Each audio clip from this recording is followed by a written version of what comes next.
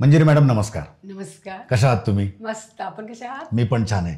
मी छान आहे. त्याहीपेक्षा मला एक कुतूहल आणि कौतुकाचा एक प्रश्न तुमच्यासाठी आहे की महेश सरांच्या या सगळ्या महान कार्यात तुम्ही खंबीरपणे पाठीशी उभे आहात. अगदी बरोबर. तर हा तुमचा प्रवास कसा आहे? सर, आता हा प्रवास म्हटलं तर हा प्रवास खूपच खडतर होता. कारण मागील 20 वर्षापूर्वी कोटा अकॅडमीची स्थापना झाली. बरोबर. 2006 साली कोटा अकॅडमीची स्थापना झाली. ज्या वेळेस कोटा अकॅडमीची स्थापना झाली त्यावेळेस आम्ही हे IIT किंवा नीट ह्या एक्झामची ज्या एंट्रन्स एक्झाम आहे त्यांची तयारी करण्याची आम्ही दोघांनीही ठरवले होते. पण ही तयारी करत असताना महाराष्ट्रामध्ये म्हणजे माझ्या मतानुसार कराड ही सिटी अशी आहे की टाउन प्लेस नाही आहे किंवा सिटी नाही आहे, मधल्यामध्ये म्हणजे इथं जे येणारी मुलं आहेत ही कराडच्या आसपासच्या खेडेगावातून मुलं येतात.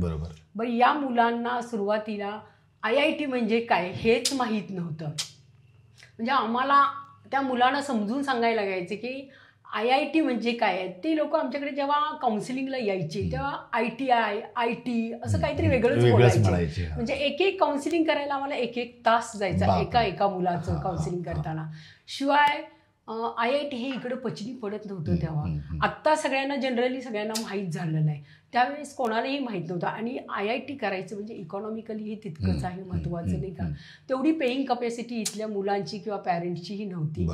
त्यामुळे इकॉनॉमिकली तो प्रोजेक्ट जो होता तसा आम्ही एवढा उच्च स्तरावर नेऊ शकत नव्हतो. इथल्या मुलांच्या दृष्टिकोनातूनच ती फी आम्हाला ठेवावी लागली मुलांसाठी. अजून एक गोष्ट म्हणजे काय की सुरुवातीच्या काळाला म्हणजे 2006 साली आम्ही हे कोटा अकॅडमीचं एक बीज असं रोवलं. त्याचा हा आत्ता दिसतोय हा वटवृक्ष तयार झालेला आहे. पण तो वटवृक्ष स्थापन करताना अतिशय कष्ट आम्हाला दोघांनाही खावे लागलेले आहेत. अगदी सरांच्या हातात हात देऊन मी 2006 पासून आजपर्यंत काम करते. ते काम करत असताना आता इथं हे IIT हे म्हणजे NCERT पॅटर्न आहे टोटली. बरोबर. आपल्याकडचे हे महाराष्ट्राचे टीचर आहेत हे स्टेट बोर्डचे टीचर आहेत. हा NCERT पॅटर्न शिकवण्यासाठी टीचर आपल्याला राजस्थानमधून आणावे लागले. राजस्थानमध्येच ही कोटा अकॅडमी आहे आणि तिथून हे टीचर आम्हाला हायर करावे लागले. बरं, या टीचरांचे पगार हे एकदम हायरच होते. त्यावेळची आमची परिस्थिती तितकीशी इकॉनॉमिकली एवढी साऊंड नव्हती. हा प्रोजेक्ट तर करायचा आहे, टीचर तिकडचे आणलेत, मग करायचं काय. तर त्याच्यासाठी आम्ही विद्यार्थ्यांच्याकडून पण तशीच फी अगदी कमी दरात घेतली. कारण आम्हाला तो प्रोजेक्ट आहे तो पहिल्या वर्षी व्हायबल करायचा होता. पहिल्या वर्षी आमच्याकडे काय झालं, 12वीला एकच मुलगा होता आणि 11वीला 35 विद्यार्थी होते. रिझल्ट काढायचा होता तर 12वीच्या विद्यार्थ्याकडून. तर नेक्स्ट इयरला आम्हाला ऍडमिशन होणार आणि नशिबाची अशी छान आम्हाला साथ मिळाली ना की फर्स्ट इयरलाच आमचा IITला विद्यार्थी निघाला आणि तिथंच कोटा अकॅडमीला टर्निंग पॉईंट मिळाला. आणि कोटा अकॅडमी आज पूर्ण महाराष्ट्रात एक ब्रँड म्हणून तयार झाली आहे. आज घरोघरी पोचली आहे. प्रत्येकाच्या तोंडात कोटा अकॅडमी हा शब्द आहे. तो ब्रँड आम्ही दोघांनी मिळून एकत्र केलेला आहे. त्याच्यानंतर अजून एक गोष्ट मला सांगायला अभिमानानं वाटते की ही कोटा अकॅडमी स्थापन ही फक्त आमच्या कन्येसाठी आम्ही केली. जसं सरांनी बहुतेक सांगितलं असेल तुम्हाला, फक्त कन्येसाठी स्थापन केली. पण त्याच्यासाठी आज कन्या बाजूला राहिली आहे. पण मी आज या कोटा अकॅडमीमध्ये 1000 ते 1500 विद्यार्थ्यांची एक आई म्हणून इथं काम करते. आणि आज त्यांचं सगळ्यांच्यावरती संस्कार करायचं काम, त्यांचे आजारपण असतील, कारण आमच्याकडे हॉस्टेलची सोय आहे. हॉस्टेलमध्ये राहणाऱ्या मुली असतील, मुलं असतील, त्यांच्याकडे आजारपण असेल, त्यांच्या बाकीच्या काही प्रॉब्लेम असतील तर ते सॉल्व्ह करायचं काम मी एक म्हणजे थोडक्यात मी पालकत्वच घेतलेलं आहे. इथं बसून शिक्षिका ही दुसरी आईच असते की आईच असते आणि ते मी नक्कीच इथं सर मनापासून करते, आजपर्यंत करते. So sweet of you. तिसरी गोष्ट म्हणजे अनेक इकॉनॉमिकली प्रॉब्लेम आले, काही वेळेला प्रॉब्लेम खूप आले महेश खुसपे सरांना. पण त्यावेळेला मी हार नाही मानलेली. मी त्यांच्या हातात हात देऊन सर तुम्ही घाबरू नका, आता महिन्याचे पगार करायचे असतात टीचरांचे, काय करायचं. कधी कधी इकॉनॉमिकली पण क्रेशेस येतात. सरांना म्हटलं घाबरू नका, माझ्याकडे भरपूर आहे ज्वेलरी, घेऊन टाका, तुम्हाला विका आणि टीचरांचे पगार करा, पण आपल्याला मुलं ही शिकवायचीच आहेत. थोडक्यात काय, बाबा आमटे डोक्यात बसलेले आहेत आमच्या. आणि सध्या तर आम्हाला असे बरेचशी लोक म्हणतात की ज्योतिबा फुले आणि सावित्रीबाई फुले. वा वा वा वा. आणि खरंच आहात तुम्ही आधुनिक ज्योतिबा आणि सावित्री आहात तुम्ही खरंच. त्या पद्धतीने सर मी सरांच्या बरोबर अतिशय निष्ठेने अगदी हातात हात देऊन सकाळी 9 ते संध्याकाळी 6 पर्यंत ऑफिसमध्ये काम करते. ज्या पुरुषाच्या मागे तुमच्यासारखी खमकी बाई जर उभी असेल तर त्यांचं यश आणि त्यांचं जे कार्य आहे ते सफळ होणारच. नक्की सर, नक्की नक्की, अगदी नक्की सर. आता तुमच्या या प्रवासाबद्दल तर तुम्ही सांगितलंच, पण मला प्रश्न पडलाय की तुम्ही कोटा अकॅडमीमध्ये कुठली बाजू सांभाळता? सर स्पेशली सांगायचं म्हटलं तर मी कोटा अकॅडमीमध्ये आता या चेअरवरती बसली तर इथं मी ॲज अ काउन्सिलर समुपदेशनाचं जास्त काम करते. बरोबर. कारण इथं मगाशीच मी जसं सांगितलं की हॉस्टेलला भरपूर मुली आहेत, मुलं आहेत आणि हल्लीचं जनरेशन आपण बघतो की त्यांना समुपदेशनाची जास्त गरज असते. तर असे रोज नवीन नवीन प्रॉब्लेम माझ्यासमोर येत असतात. मग ते कधी मायेनं, कधी रागवून, कुठल्या जसं मला सोल्युशन सापडेल त्या पद्धतीनं मी ते समुपदेशन करत असते. शिवाय माझं काम एक ॲडमिनिस्ट्रेटिव्ह म्हणून पण मी इथं काम करते की जेव्हा आमच्या कोटा अकॅडमीचे ॲडमिशन चालू होतात, ॲडमिशन घेण्याचं काम माझ्याकडे आहे. आणि एक स्त्री आहे म्हटल्यानंतर त्या स्त्रीच्या बाजूनच मी त्या मुलींचे प्रॉब्लेम सॉल्व्ह करायचा प्रयत्न करत असते. म्हणजे अनेक प्रॉब्लेम असतात मुलींना की ते सरांच्यापर्यंत जाऊ शकत नाही, ते प्रॉब्लेम माझ्यापर्यंत येऊ शकतात. मग माझ्यापर्यंत आल्यानंतर ते सोडवायचं काम मी बरोबर त्यांच्या बरोबरीनं करत असते. शिवाय मुलांच्यावर संस्कार करण्याचं काम किंवा मुलांना डिसिप्लिन लावायचं काम, अनेक गोष्टी की काय आपण बघतो आता प्रत्येक घरामध्ये वर्किंग फादर्स मदर्स आहेत.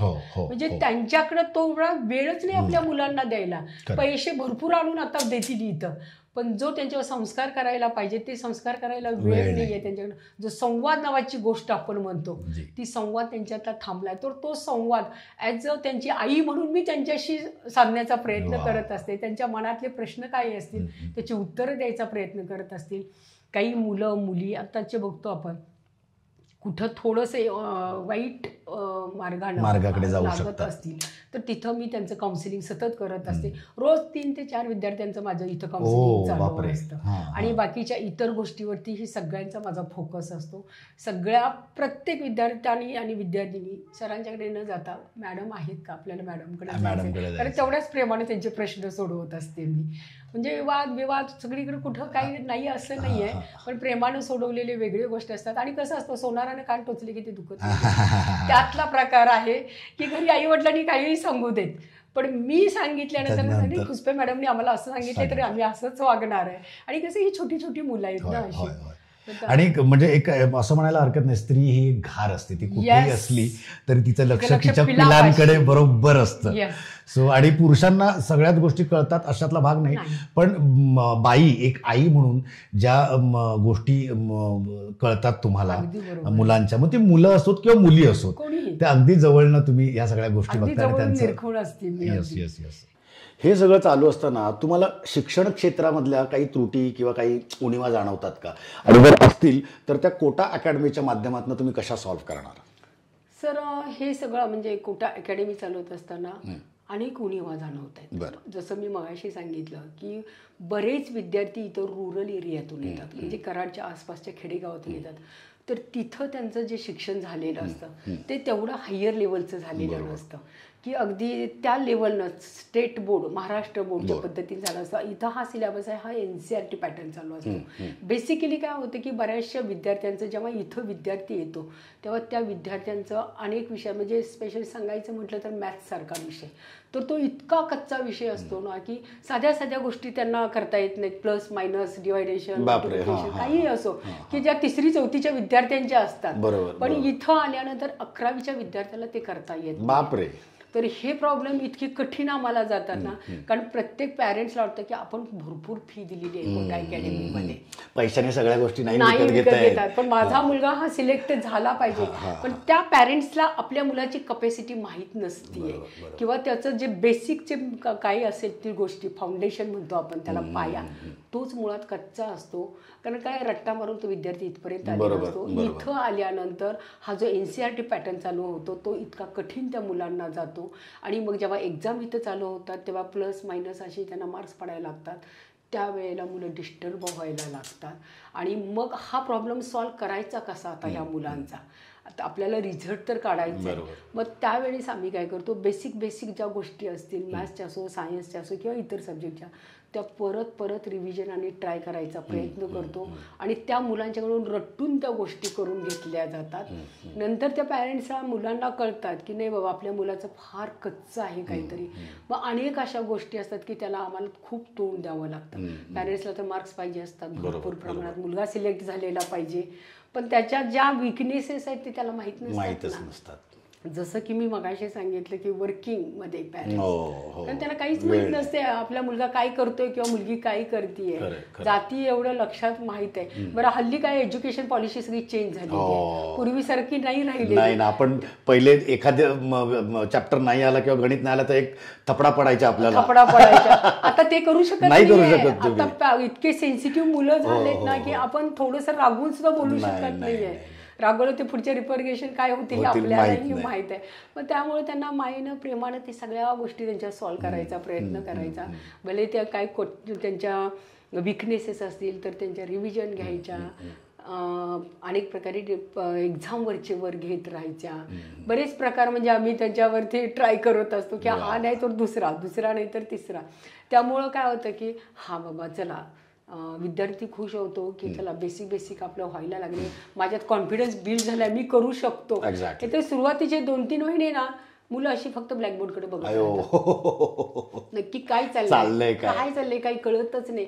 मग सुरुवातीला जेव्हा आमची बॅच चालू होते, एप्रिल-मे मध्ये चालू होते, त्यानंतर आम्ही जूनमध्ये शासकीय नियमानुसार जूनमध्ये आपल्या स्कूल ओपन होतात, तोपर्यंत आम्ही काय करतो, सगळं 5वी, 6वी, 7वी, 8वी, 9वीचं बेसिक त्या मुलांना की तो प्रॉब्लेम आम्हाला, किंवा त्या मुलाची मेंटॅलिटी झाली पाहिजे, नाही मी शिकू शकतो कोटा अकॅडमी, हे येतंय मला. नाही तर डायरेक्ट जर 11 चालू केलं ना आम्ही सुरुवात, तर ती मुलं पळून जायची सुरुवात होते. म्हणजे ऍडमिशन रोखणं पण आमच्यासाठी फार कठीण असतं, एक ऍडमिशन रोखणं. मग त्याच्यासाठी त्यांचे अनेक प्रॉब्लेम असतात, तो हळूहळू आम्ही सॉल्व्ह करत असतो. आणि हे सगळं माझे सासरे, सरांचे वडील डॉक्टर TS खुसपे, की जे राहुरी कृषी विद्यापीठाचे डीन होते, आणि त्यांचेच शेकडो म्हणजे हजारो विद्यार्थी अगदी कलेक्टर वगैरे असे झालेले.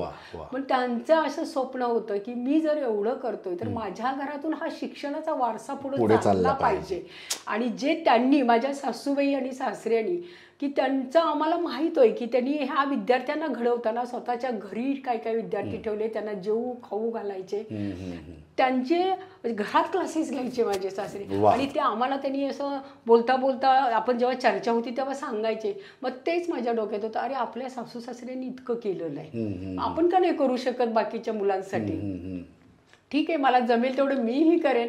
आणि मग तो शिक्षणाचा वारसा आम्ही खुसपे कुटुंबियांनी अगदी सासऱ्यांच्या ह्याच्यासाठी आम्ही तो पुढं चालू ठेवला आहे सर, आणि असाच चालू ठेवणार. तुम्हाला सांगायला अजून एक गोष्ट मला आवडेल की प्रत्येक वर्षी आम्ही 2 ते 3 विद्यार्थी दोघंही दत्तक घेतो. मी आता त्याच विषयाकडे येणार होतो की आम्ही मगाशी डिस्कशनमध्ये असं आम्हाला कळलं की गरीब विद्यार्थ्यांसाठी ट्रस्ट सुद्धा चालू केली आहे सरांनी आणि तुम्ही मिळून. ज्ञानांगण त्याबद्दल सांगा. ज्ञानांगण एज्युकेशन सोसायटी ही ट्रस्ट आहे. मग तिथं की नाही त्याच्या अंडर कोटा ज्युनियर कॉलेज चालतं, तर तिथं घेतानाच फी आम्ही इतकी माफक दरात घेतोय ना, कारण इथे येणारे सगळे गोरगरिबांची मुलं येतात. मग कोणी देईल ती फी आम्ही घेतो, कोणालाही फोर्स करत नाही. भले वर्ष जाऊ दे, 2 वर्ष जाऊ दे, कोणी 5,000 आणून दिले तरी 5,000 जमा करून देतो, 10,000 दिले 10,000. आणि अगदीच एखादे अपंग आपण म्हणतो हँडिकॅप मुलं, की ते म्हणजे पहिल्यापासूनच आम्ही दोघांनी असं ठरवलं होतं की अगदी अपंग एकदम करण्याची त्याच्यात जिद्द आहे मुलाच्या, परिस्थिती करून देत नाही. तर असे 3 ते 4 विद्यार्थी प्रत्येक वर्षी आपण दत्तक घेतो, आणि त्या मुलांना आपण ते द्यायचंच शिक्षण. आज तो मुलगा जर ते उभा राहिला त्याच्या पायावर, तर त्याची अख्खी फॅमिली उभी राहिली, आणि तो आशीर्वाद आम्हाला मिळणार आहे. आपण म्हणतो ह्या हाताने दिले की हाताने येतं, कुठल्याही बाजूने येतच असतं, नाही का. खूपच म्हणजे तुम्ही कमाल काम करताय आणि खूप मोठं काम करताय. म्हणजे नुसतंच बऱ्याचदा या सगळ्या इन्स्टिट्यूट्स किंवा अकॅडमीजकडे बघण्याचा दृष्टिकोन लोकांचा वेगळा आहे, छानचोके दिसते आणि खूप फीज घेत असतील असं वाटतं. पण एक माफक फीज घेत असताना सुद्धा तुम्ही अशा कामांना, गरीब विद्यार्थी, होतकरू विद्यार्थ्यांना तुम्ही फ्री ऑफ कॉस्ट फुकट शिक्षण देत आहे. खरं हे खूप काम मोठं आहे आणि ते तुम्ही करताय. सो तुमच्या पुढच्या वाटचालीसाठी तुम्हाला खूप खूप शुभेच्छा. आणि मंडळी, आता आपण जाणार आहोत महेश खुसबे सरांच्या कन्येकडे मैथिलीकडे चला.